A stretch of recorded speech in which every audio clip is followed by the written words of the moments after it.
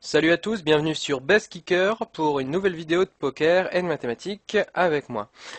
Alors, c'est toujours le chapitre Introduction aux probabilités, seulement c'est la fin, donc on va en finir avec les probabilités endogènes. Bien sûr, les domaines d'études peuvent être beaucoup plus vastes, mais je pense avoir fait le tour des outils simples que vous pouvez utiliser pour calculer des probabilités. D'accord? On ne voit pas encore comment les utiliser, dans quelle mesure ils vont nous rapporter de l'argent, etc., dans quelle mesure ils vont nous faire gagner.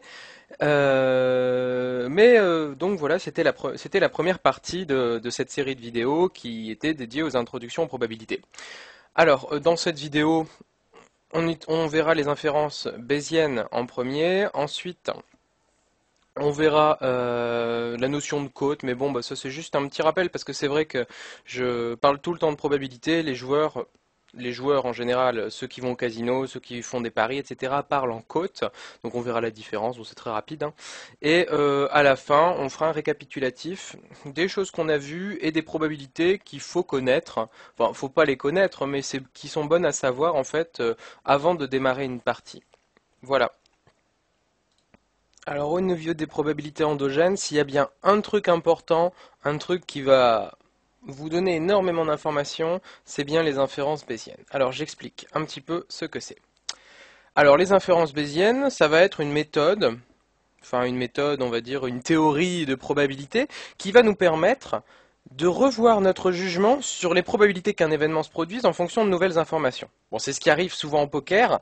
J'ai une certaine probabilité que mon adversaire est un as, donc comme on a pu la calculer, donc ça c'est les probabilités directes, c'est clair, on connaît le nombre de cartes qui restent, on sait le nombre d'as qu'il il y a une certaine probabilité que mon adversaire est un as.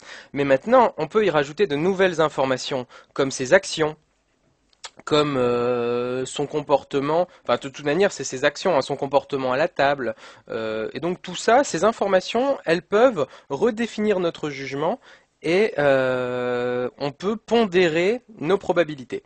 Alors on va utiliser exactement la même formalisation qu'avec les probabilités conditionnelles, donc de manière à pas être dérouté, mais c'est vraiment quelque chose de très important. Ah, pour preuve, c'est un processus critique pour être gagnant en poker. En fait, les meilleurs joueurs les utilisent, mais de manière pas forcément consciente. C'est-à-dire que ces inférences bayésiennes et ces probabilités bayésiennes, on les utilise tous les jours. Notre cerveau a l'habitude de les utiliser.